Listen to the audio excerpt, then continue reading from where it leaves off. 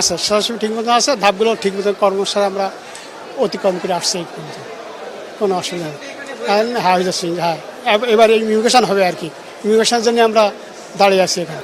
হ্যাঁ কোনো ঝামেলা করা সুস্থভাবে আমরা যাতে পারবো, মানে এয়ারপোর্টের যেটা ভোগান্তি ছিল সেই ভোগান্তিটা দূর হয়ে যাবে অনেকটা। সার্বিক ব্যবস্থাপনায় আমার দৃষ্টিতে যারা হজব্রত পালন করার উদ্দেশ্যে আসছেন তারা সবাই মোটামুটি সন্তুষ্ট। অবশ্যই সারা মুসলিমের আমাদের কোরআনে কারিমের আয়াতে আছে, সকল মুসলমান একটা দেহের মতো। অতএব যে প্রান্তে যে মুসলমানই থাক না কেন, সকল প্রান্তের সকল মুসলমানদের জন্য আমাদের দোয়া থাকবে ইনশাআল্লাহ। 1.5 যুগ ধরে ভালোবাসার নিড়ে এসিআই পিওর সল্ট। আসসালামু আলাইকুম। প্রথমত হলো এখানের এনভায়রনমেন্ট মোটামুটি অন্যবারের তুলনায় কিছুটা ভালো মনে হচ্ছে, কিন্তু এখানে সার্বিক ব্যবস্থাপনা, ইমিগ্রেশন সিস্টেম, পলিসি সব কিছু মনে হচ্ছে অনেকটা আপগ্রেডেড। কারণ হলো আমাদের নতুন করে এয়ারপোর্টে যে ইমিগ্রেশন করা লাগতেছে না, সেটা অবশ্যই হাজিদের জন্য একটা বড় প্লাস পয়েন্ট। কারণ তারা এখান থেকে ইহরাম করে মক্কায় যাবে, যাওয়ার পরে ওখানে ওমরা কমপ্লিট করবে, তো এটা একটা লম্বা জার্নি। তো এই লম্বা জার্নিটা আসলে আমাদের জন্য যত শর্ট করা যায় সেটার জন্য যে ব্যবস্থা সরকার নিয়েছে সেটা আমরা অবশ্যই সাধুবাদ জানাই। ধন্যবাদ। সার্বিক ব্যবস্থাপনা এখনো পর্যন্ত ভালো ভালো ভালো বলতে আমরা তো ক্যাফেটেরিয়া, এটা তো পর্যটনের ক্যাফেটেরিয়া খাওয়া দাওয়া করলাম, ঠিক আছে। আমরা ওয়াশরুম, বিশেষ করে ওয়াশরুমটা ওখানে আবার কোনো সমস্যা হয়নি ভালোভাবে, এবং অ্যাটেন্ডেন্টরা ভালোভাবেই দেখছেন। তারা যারা হজযাত্রী আছেন তাদেরকে ভালোভাবে লিফটে ওঠায় সাহায্য করছেন, বা সব কিছুতে আমি দেখতে পাচ্ছি তারা যথেষ্ট হেল্পফুল, কোঅপারেটিভ। না, অবশ্যই মুসলিমরা যেন মানে তাদের প্রতি মানে কাফের মুশরিকদের অত্যাচার থেকে বেঁচে থাকে, সেটাই আল্লাহর কাছে প্রার্থনা থাকবে, এবং তারা নিজেরাও যেন সঠিক পথে চলে সেটাও প্রার্থনা থাকবে। ইনশাআল্লাহ সারা বিশ্বের মুসলিমদের জন্য দোয়া থাকবে। আর বাংলাদেশের মানে বিশেষ করে হাজি ক্যাম্পের হজ ব্যবস্থাপনা অনেক সুন্দর এবং অনেক পরিষ্কার পরিচ্ছন্ন পেয়েছি, নিট অ্যান্ড ক্লিন সব কিছু আছে, আলহামদুলিল্লাহ আমরা খুশি। আর সারা বিশ্বের মুসলিমদের জন্য অবশ্যই দোয়া। আর নির্যাতিত মুসলিমরা যেন আল্লাহ তাদের সহজে তাদেরকে মানে এই নির্যাতন থেকে উদ্ধার করে, এটাই চাই। হাজি ক্যাম্পে এই দিয়ে 3বার আসার সুযোগ পেয়েছি। 3বার আমি বড় হজে মক্কা মদিনা যাওয়ার তৌফিক হয়েছে। তা আমি সত্যিকার অর্থে এইবার যে হজ ব্যবস্থাপনা অত্যন্ত মুগ্ধ। কারণ সর্ব জায়গাটাই আমি যদি ছোট্ট ছোট বিষয় থেকে আসি, ওয়াশরুম থেকে শুরু করে সমস্ত জায়গাটা যেখানে যে জিনিসটা ছোটোখাটো জিনিস, যে একটা কয়েল থাকার দরকার, একটা টিস্যু পেপার থাকার দরকার, সব জায়গাতে যে একটা সাবানের ব্যবস্থাপনা থাকার দরকার, আমরা সব কিছু সুন্দরভাবে পেয়েছি এবং পরিষ্কার পরিচ্ছন্ন, কোথাও কোনো অব্যবস্থা আমরা দেখতে পাইনি।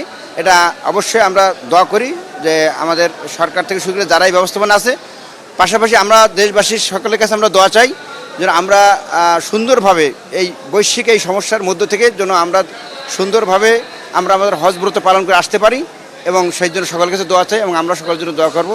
আল্লাহ হাফিজ, আসসালামু আলাইকুম। আমরা গাজাবাসীর জন্য দোয়া করবো, ইরানের জন্য দোয়া করবো, যেন পুরো মুসলিম বিশ্ব তার নিজের পায়ে দাঁড়াতে পারে।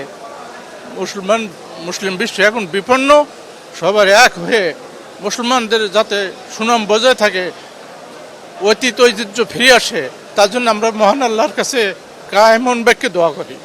আমি সকাল 7টা বাজে এসেছি। এখানে পরিস্থিতি হলো, আমরা মসজিদে যখন গেলাম তখন দেখলাম মশা, ক্যাফেটেরিয়াতে গেলাম মশা, কোথাও এক জায়গায় দাঁড়িয়ে দেখলাম সেখানেও মশা। একজন হাজি হজ করার জন্য যখন এহরাম পরে তখন তার উপর কিছু করণীয় বর্জনীয় থাকে। বর্জনীয়র মধ্যে একটা হলো এই যে কোনো মশা মাছি বা কোনো জন্তুকে হত্যা করা যাবে না। সো যদি মশা থাকে, একজন শরীরে মশা কামড় দেয়, তো স্বভাবতই তার অজান্তেই মশা মারার জন্য সে হাত বাড়ায় এবং মারতে পারে। যদি অজান্তেও মশা মেরে ফেলে, তাহলে সে যদি জানে যে আমি মশা হত্যা করেছি, তাহলে তার উপর দম দেওয়া ওয়াজিব হয়ে যায়। তো এখানে যদি আমাদের সংশ্লিষ্ট কর্তৃপক্ষ এই বিষয়ে একটু সচেতন হন এবং মশার বিষয়টা, বিশেষ করে মশার বিষয়ে, পরিচ্ছন্নতার বিষয়ে সচেতন হয়, তাহলে আরও ভালো হয়। হজ কার্যক্রম সব কিছু ঠিক আছে, আলহামদুলিল্লাহ সব কিছু মোটামুটি ভালো ঠিক আছে। বাকি এই বিষয়গুলো পরিচ্ছন্নতার বিষয় এবং মশার বিষয় সচেতন হলে ভালো হয়।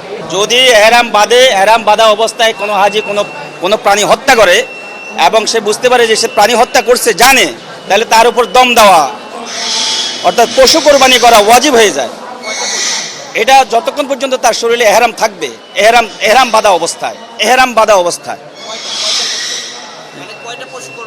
কয়টা কোরবানি করার যে নিয়ম, ওই যে পশুর বড় পশু হলে এক অংশ, আর ছোট পশু হলে যেটা আমাদের নিয়ম আছে কোরবানি করার, দম দেওয়ার, একটা পশু কোরবানি দেওয়ার যে নিয়ম আছে, আমাদের ওলামায়ে কেরাম সেটা ভালো জানে। যারা মাস্টার সম্পর্কে, শরীয়ত সম্পর্কে জানে, তিনারা অবশ্যই ভালো জানে। আকসার সাথী তো এখানে আমাদের যারা হজ করতে যাচ্ছেন সবাই তো আর আলেম না, তো সুতরাং তারা অজান্তেও মশা হত্যা করতে, মশা মারতে পারে বা একটা যন্ত্র করতে পারে। যদি এখানে ছায়ের পোকা মশা থাকে তাহলে তো হাজিদের অজান্তে তারা মারতে পারে। সুতরাং তাদের উপর দম দেওয়া ওয়াজিব হয়ে যায়। সে জানে না হাজিদ একটা প্রাণীকে হত্যা করছে, কিন্তু তার উপর দম দেওয়া যে ওয়াজিব হয়ে গেছে সে বুঝতে পারে নাই। তো যদি না থাকে, যদি এই সমস্ত পরিবেশ না থাকে, তাহলে তো মারার আর হত্যা করার কোনো প্রশ্নই আসে না। সুতরাং সংশ্লিষ্ট কর্তৃপক্ষ, আমাদের ধর্ম মন্ত্রণালয় এবং আমাদের হজ ক্যাম্প যারা সরকারিভাবে পরিচালনা করছেন, তারা যদি সচেতন হয়ে মশার বিষয়ে, পরিচ্ছন্নতার বিষয়ে একটু সচেতন হন ভালো হয়।